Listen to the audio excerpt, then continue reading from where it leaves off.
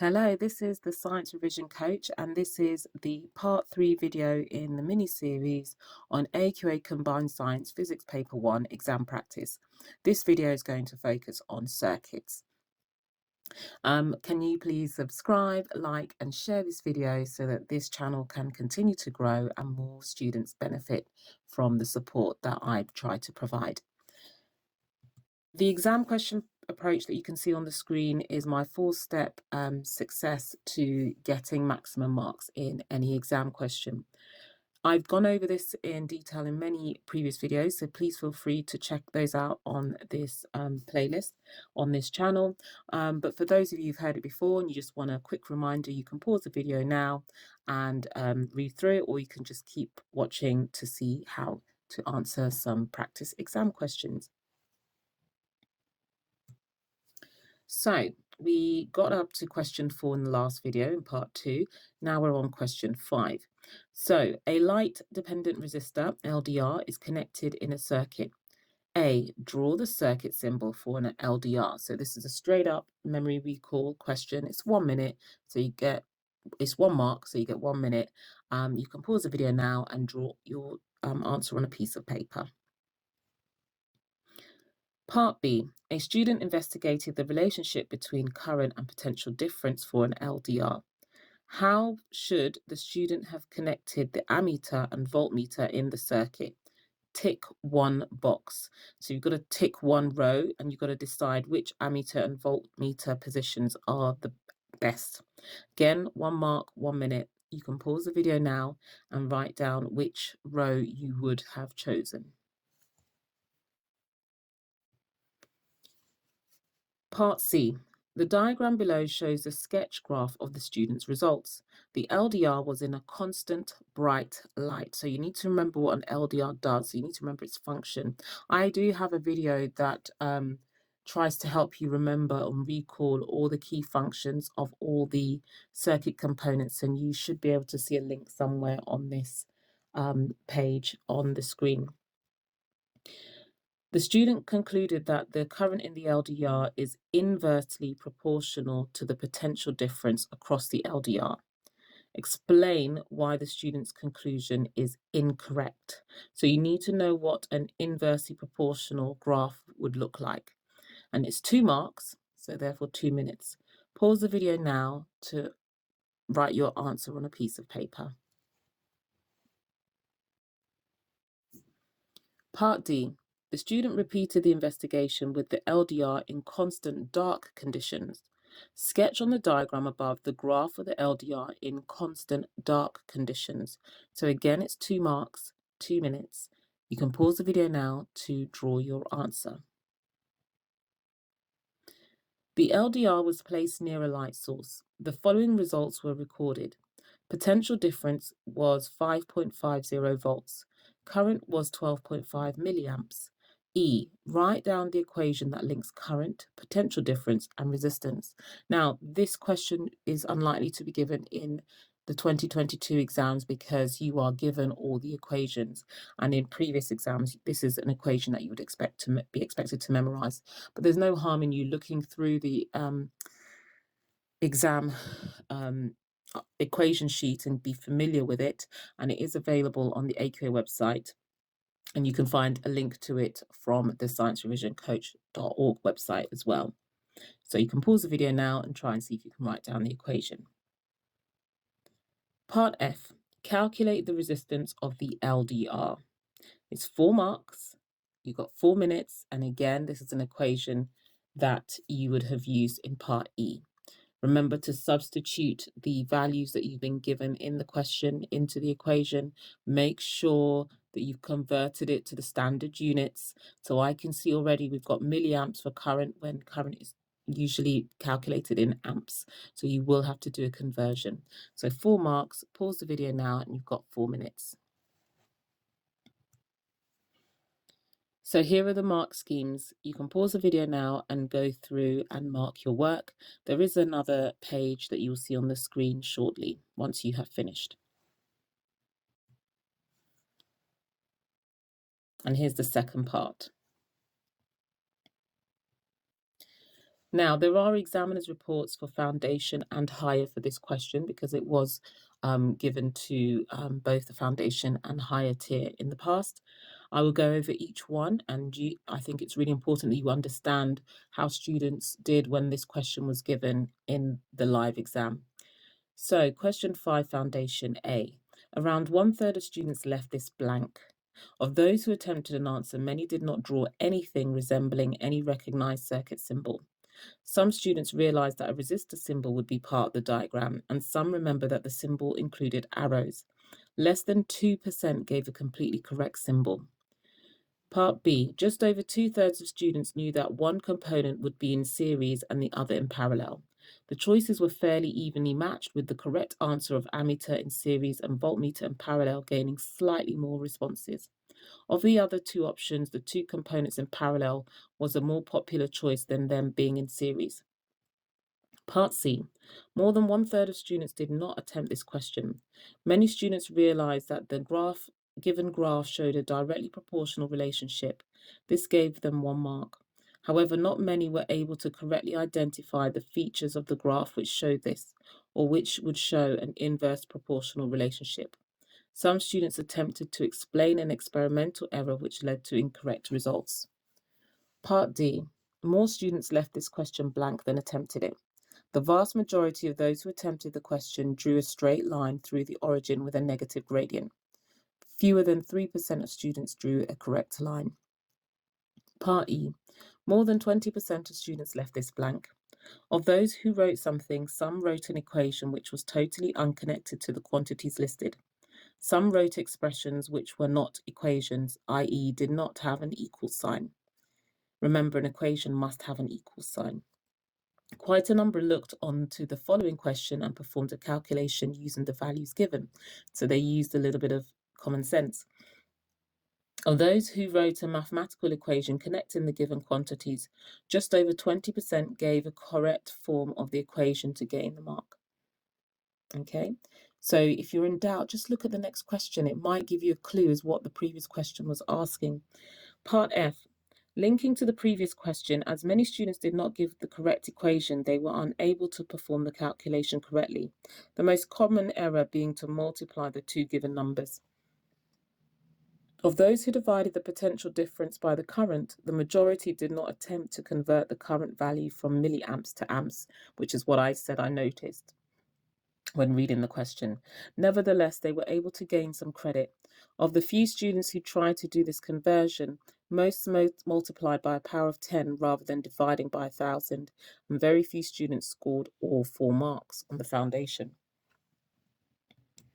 On the higher tier, A, fewer than 5% of students drew the correct symbol, circuit symbol for this LDR. So that's a common symbol that students did not know how to draw or did not recognize. Some made some mistakes, such as the arrows pointing away or an arrow through the resistor itself. A variety of different circuit symbols was seen, including many made-up ones. A common incorrect symbol was that for the LED, or an approximation of this. Part B, around half of students knew the correct arrangement of the ammeter and voltmeter in a circuit. A further quarter knew that one was in series and one was in parallel, but chose the wrong way round. The remaining responses were fairly evenly spread between both in series and both in parallel. Part C, just under half of students gained at least 1 mark for stating that the given graph showed direct proportionality. Many attempted to describe why the graph showed this, but answers tended to be incomplete, either just saying that it was a straight line or that it went through the origin, but rarely saying both. Some students attempted to describe what a graph showing inverse proportion would look like, but again, answers tended to be incomplete, and around 7% of students did not attempt this question. Part D. The vast majority of students incorrectly drew a line from the top left to bottom right through the origin. A few students drew a straight line through the origin with a positive gradient. Some of these were steeper than the given graph line. The number who correctly drew the line with a shallower gradient was small. Part E. A few students gave equations which did not connect all the quantities shown. For instance, the equation for electrical power or for a transformer was seen several times. About half of the students were able to write the equation in one of its correct forms. Credit was given for answers in terms of symbols, for instance, V equals IR, but incorrect symbols such as capital C for current were not credited. Students should be advised to write the equation in words if they are unsure of the correct symbol. So bear that in mind. If you're not sure of the correct symbols, write it in words to avoid you getting penalized. The triangle notation, which helps students with rearranging, was not acceptable as an equation because there is no equal sign, remember. Part F. Around 5% of students achieved the correct answer of 44 or 440 ohms. A further 40% scored 3 of the 4 marks for doing a correct calculation with a value of the current which had not been converted from milliamps into amps. In many cases, the conversion had not been attempted at all, leading to an answer of 0.44 ohms. In other cases, students had attempted to convert by multiplying or dividing by a power of 10. Multiplying by 1,000 rather than dividing was a common mistake. Students who gained no marks tended to multiply the values for the potential difference and the current. And question 6, the diagram shows the circuit used to obtain the data needed to plot the current potential difference graph for a filament bulb. So study the circuits carefully and the graph. Part 1, why is the component labeled J included in the circuit? So you've got to think, what is it? And therefore, why is it there? And it's 1 minute, 1 mark. Pause the video now so you can answer. Part 2, the resistance of the bulb increases as the potential difference across the bulb increases. Why? Again, 1 mark, 1 minute. Pause the video so you can answer the question. Part 3, the bulb is at full brightness when the potential difference across the bulb is 12 volts. The current through the bulb is then 3 amps. Calculate the power of the bulb when it is at full brightness and give the unit.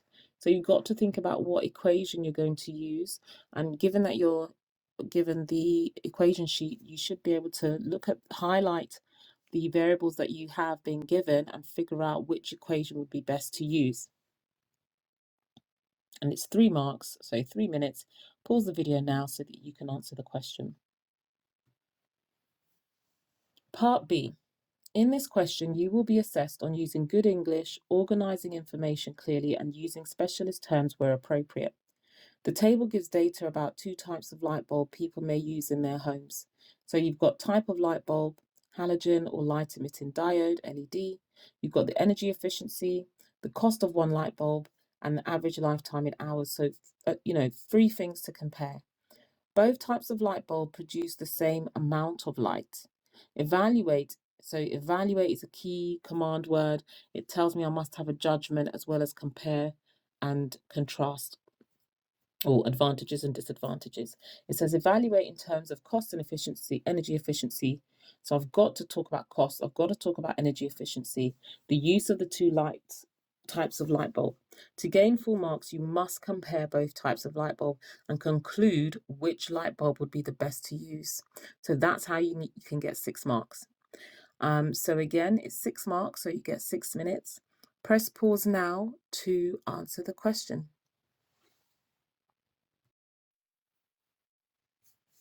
Okay, so now the mark scheme is in 2 parts. So here's the first part, question 6. Press the pause button now so that you can mark your answers. And here is the 6 mark essay question. Now, if you look at the left-hand side, it just tells you what the examiner does is to place your answer into one of the levels. So they read the answer initially, they decide whether it's level 1, 2, or 3 based on the indicative content that you have included. And you can see on the left the information. You can pause it in a minute so that you can take time to read through it. And then on the right hand side, you can see the indicative content and the examples of the points made in the response, such as from the cost point of view, from time, from energy efficiency, and so on. So you can pause the video now to see if you've got a comparison of cost as well as efficiency, and there is a judgment, and that will get you the 6 marks. If there is a comparison of either cost or energy or a judgment, it's the level 2. If it's mentioning only one of those things, then it's level 1. Okay, you can pause the video now and check your marks. And then finally, the examiner report. Question 6A, part 1. This was very poorly answered, with few students realizing what the function of J was in the circuit. A significant number of students did identify J as the variable resistor, but did not go on to say what it does. Part 2. Again, very poorly answered, with only a very small minority of students understanding that the resistance increases as the temperature of the bulb increases. So you've got to understand these concepts, okay? And I've done a few videos in the past, some on this channel, some on this playlist, and some on my other playlists looking at circuits. Part 3. Again, the calculation was well done, with nearly 3/4 of students giving the correct numerical answer. However, the unit was not well known, with only just over 1/5 of students giving the correct one. Part B, most students managed to score some marks on this question, with the majority of students at level 2 and gaining 3 or 4 marks. Comparison of the cost aspect was done best by students, with many correctly calculating the need for 18 halogen bulbs to last as long as one LED, and the higher the associated costs. Very few students made a comment on efficiency beyond the fact that LEDs were more efficient. A lot could have been written about energy efficiency, such as less waste energy, less heat produced, lower power input, and lower running costs for the LED bulb. Even a simple statement of not having to change the LED bulb as often as the halogen bulb was not common. There was a small number of students who believed that you could increase the efficiency by adding more bulbs. So, for example, if you had 4 halogen bulbs at 10% efficiency, then this would give you 40% efficiency. This led to erroneous conclusions that you could make halogen bulbs more efficient than an LED bulb. There were also a small number of students who believed that the higher the number for efficiency, the more energy was wasted, and so a higher efficiency was undesirable. A large number of students wasted time and a considerable amount of the answer space just rewriting the information in the table without any comparison other than to quote the numbers given. So whenever you're given a question like that, it's not just enough to quote the numbers, you've got to manipulate them, see what the ratios are between them. Specialist terms were usually limited to those given in the question. There was a considerable variation in the ability to use good English, some excellent sentences and clear writing, and at the other extreme, an ability even to use capital letters and full stops. So you do need to make your answer easy to communicate, and we need to use basic rules in grammar. And copy and correct spellings from the words given in the question. And again, I know some students struggle with spelling, but if they give you the spellings in the question or you're using words from the question, at least copy the words correctly spelled. Anyway, I hope that that's been really useful. Please feel free to comment if you don't understand any of the responses or the mark schemes, if you don't know how to apply them, and I'll try my best to respond. And don't forget to subscribe, like, and share this channel. I wish you all the best and good luck. Bye.